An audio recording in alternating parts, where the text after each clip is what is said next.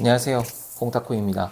지난 시간에는 부동산을 찾는 방법이라든지 예산을 구하는 방법, 그리고 적정한 예산을 정해서 부동산에 방문하는 법까지는 제가 말씀을 드렸는데, 이제 마음에 드는 매물을 확인했을 때 정확하게 어떤 계약을 해야 되고, 그리고 무엇을 알아봐야 되는지 빠르게 한번 정리를 해드려 볼게요. 이미 블로그라든지 유튜브에 정말 정리가 잘 되어 있는 그런 영상들이 정말 많은데, 저는 이것만 알고 들어갔어요. 뭐를 알고 들어갔냐면, 일반적인 상가 이용한 교습소의 경우에는, 학원의 경우에는 반드시 남녀 화장실이 있어야 된다는 점, 그리고 근린 2종, 그리고 괄호 열고 학원이든지 괄호 열고 교습소로 용도 지정이 되어 있다는 점이 굉장히 중요했습니다. 이미 학원이 있는 지역 근처라고 하면 아마 술집이 막 있진 않을 겁니다. 가까이에. 근데 만약에 동네 골목이라든지 이런 데 하실 거라고 하면은 근처에 술집이 있는지 좀 확인해 주시고, 왜냐면 유해시설로 지정될 수 있기 때문에 이거 좀 조심해 주시면 좋을 것 같아요. 저의 경우도 한번 들려보도록 하겠습니다. 저는 우선 제가 이 곳을 확인을 했을 때 제가 따로 인테리어를 하진 않았지만은 칸막이가 있었어요. 간이 벽이 있었던 거죠. 석고보드로 되어 있는 간이 벽이 있다 보니까 수업할 수 있는 곳과 자습할 수 있는 곳을 나눌 수가 있었어요. 제가 부동산을 알아볼 때는 학생들이 이제 자습하고 수업할 수 있는 곳을 분리하면 너무 좋지 않을까라는 생각을 했었기 때문에 저는 너무나 환상적이었습니다. 그때 너무 기분이 좋았어요. 너무 구분하기 좋았고, 딱 이 건물을 봤을 때 전기 공사하면 되겠다, 페인트 칠하면 되겠다, 뭐 이 정도만 저는 생각을 했었습니다. 그러니까 인테리어 비용이 정말 줄어들게 되었겠죠. 근데 문제가 있었습니다. 바로 화장실 문제가 있었어요. 제가 있는 곳은 3층이라고 했고, 3층은 저만 쓰는 곳입니다. 그러니까 상가가 되게 작아요. 근데 화장실이 딱 하나밖에 없었는데, 이제 문제가 발생하는 거죠. 화장실이 따로따로 있어야 된다는 점이에요. 제가 교육청에 여쭤봤을 때는 남녀, 그러니까 공간이 같더라도 여자와 남자가 칸막이로 구분만 되어 있으면 된다라는 식으로 말씀을 해주셨었는데, 사실 그게 쉽지가 않았습니다. 조그만한 곳에 남자의 경우에는 소변기, 그러니까 여성의 경우에는 이제 양변기 같은 걸 떠올리잖아요. 그렇죠? 그렇기 때문에 이거를 같이 놓을 수 있을 만큼 넓지 않았기 때문에 문제가 발생을 했었고요. 그래서 제가 이거를 계약을 어떻게 하면 될까 고민을 하던 찰나에 집주인분이 저한테, 건물주분이 저한테 말씀해 주시기를 남자 화장실을 설치해 주겠다라고 말씀해 주셔서 제 돈 하나도 안 들이고 남자아이들을 위한 양변기까지 설치가 되었습니다. 아, 이거는 정말 대박이었어요. 제가 고민을 하고 있으니까는 이거 해주겠다라고 해주셔가지고, 진짜. 이제 이거 끝나고 나서 저는 이제 계약을 일사천리로 했습니다. 딱히 뭐 고민할 이유가 없었어요. 그리고 제가 계약을 했던 날짜가 10월 중순쯤이었는데 11월부터 돈을 받겠다고 하셨기 때문에 약 2주에서 3주 정도였습니다. 아예 중순은 아니었어요. 아마 10월 초쯤이었을 것 같아요. 10월 9일이었나 10월 10일이었나. 그때 가계약을 걸고 저는 이제 계약서에 사인까지 했습니다. 그리고 그 계약서에 사인할 때 반드시 아셔야 될 점은 근린 2종 교습소나 근린 2종 학원으로 변경 처리를 해주겠다는 그 말을 반드시 집어넣으셔야 됩니다. 이건 부동산 업자분들한테 말씀해 주시면 돼요. 집주인분이 나중에 말을 바꿀 수가 있거든요. 이거 귀찮아서 못하겠어요. 이럴 수가 있기 때문에 그 계약서에 넣어서 좀 이거는 부탁을 해주시면 좋을 것 같습니다.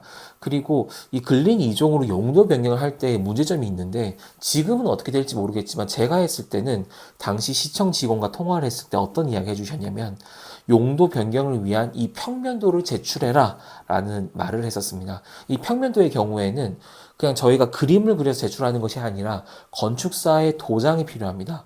그렇기 때문에 건축사 사무실을 껴서 제출을 해야 되는 점이 있는데, 이게 문제가 뭐냐면 금액이 천차만별이라는 거예요. 제가 알아봤을 때는 많이는 뭐 500까지도 불렀습니다. 500 넘게 불렀어요. 막 제가 알아본 곳이 제가 정확히 기억은 안 나지만 6, 7군데가 되는데 제일 그나마 저렴했던 게 150이었나 그랬을 거예요. 저는 근데 이제 150짜리에다가 이제 계약을 하려고 했는데 집주인분한테 또 얘기를 했습니다. 이거 이 건축사 껴서 하라고 하는데 이것 때문에 좀 고민이다. 이거 어떻게 하면 좋겠냐. 아시는 분한테 한번 연락해 주겠다고 했는데 가격을 진짜 완전 싸게 해주셨어요. 엄청 싸게까지는 아니더라도 제가 아까 말씀드린 150만 원보다는 정말 많이 떨어졌습니다. 그래가지고 이것도 건물주분의 도움을 받았습니다. 이거는 진짜 이거 감사할 일이 아닐 수가 없죠. 예. 그래서 이제 교습소든 학원이든 교습소를 선택을 하실 건지 학원을 선택하실 건지는 모르겠습니다. 이거는 과목마다 다른 건 뭐 제가 말씀드리지 않아도 다 알 거예요.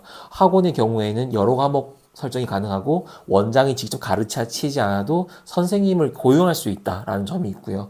교습소의 경우에는 원장 혼자만 가르칠 수 있고 보습하는 직원이 있잖아요. 뭐 채점이라든지 이런 식으로 보습 직원만 둘 수 있다. 뭐 이런 식으로 제가 알고 있습니다. 또 잘못되어 있는 내용이라고 하면은 꼭 알려주세요. 이 둘의 가장 큰 중요한 점이라고 하면은 건물의 크기거든요. 이 면적이 너무 작으면은 교습소로 빠질 수밖에 없다라고 해서 저는 애초에 교습소로 그냥 허가를 받기로 마음을 먹었었습니다. 그래서 바로 이제 신고를 할 때는 근린 2종 교습소로 신고를 했고 평면도까지 제출을 했습니다. 그리고 나서 이제 제가 바로 시작을 한 것은 바로 페인트 칠 그리고 전기공사였습니다. 약간의 팁이라고 하면은 페인트 칠은 맨 나중에 전기공사부터 먼저 하셨어야 했습니다. 예, 저는 이 순서를 좀 바꾼 바람에 문제가 발생했고요. 숨고라는 어플 아세요 혹시? 숨겨진 고수였나? 숨고라는 어플 주변에서 굉장히 추천을 많이 해줬는데 저는 숨고 쓰면서 저랑 약속을 깨신 분을 진짜 많이 만났어요. 10번 넘게 만났습니다. 페인트 칠, 에어컨 설치, 그 다음에 뭐 모든 것 숨고로 알아보려고 했는데 이분들이랑 약속해놓고 약속한 시간에 안 오셨어요. 문제는 약속한 시간에 안 오고 다음날에 연락 와서 아 죄송하다 어제는 일이 있었다 오늘 뭐 다시 가가지고 공사해 드리면 안 되겠냐. 제가 아유 죄송하다라고 저희가 전화를 끊었는데 협박 전화까지 왔다니까요. 아니 하시기로 해놓고 갑자기 안 한다고 하면 어떡하냐. 이분들이 연락을 안 해놓고는 저한테 되게 협박을 하더라고요. 두 분인가 있었는데 연락도 차단하고 막 그랬었습니다. 저는 근데 페인트 칠, 그 다음에 전기공사 모두 다 저희 동네에서 했습니다. 제가 또 발품 팔았어요. 그 부동산 업체라든지 주변 사람들 이용을 해서 그냥 주변에다가 다 알아봐가지고 전기공사랑 예, 다 했습니다. 완광기 공사도 다 같이 했고요. 전기공사 하면서 이렇게 또 알아보고 하니까 많이 바꿔주셨어요.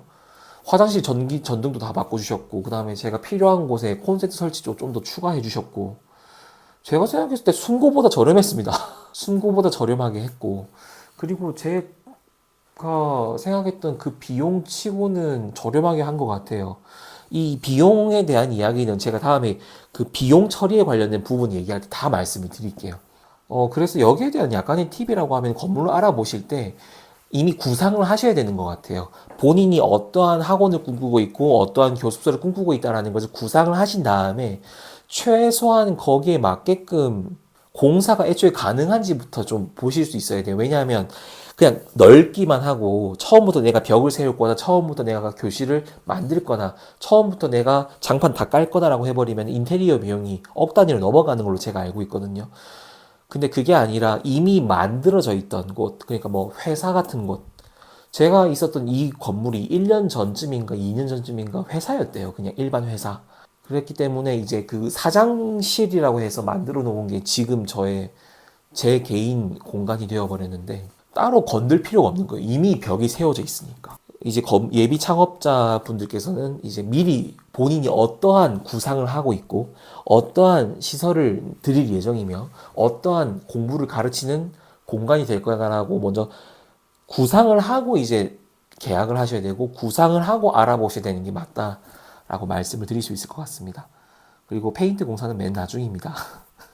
제가 이거는 처음 창업이라서 제가 좀 많이 뚝딱거렸던 것 같아요. 제가 나중에 비용을 언급을 하겠지만은 제가 이곳을 창업을 할 때 썼던 인테리어 비용 모든 거 다 포함해 1,000만 원 이하입니다. 에어컨 설치, 전기공사, 페인트 뭐 모든 걸 다 포함해도 1,000만 원이 안 됩니다.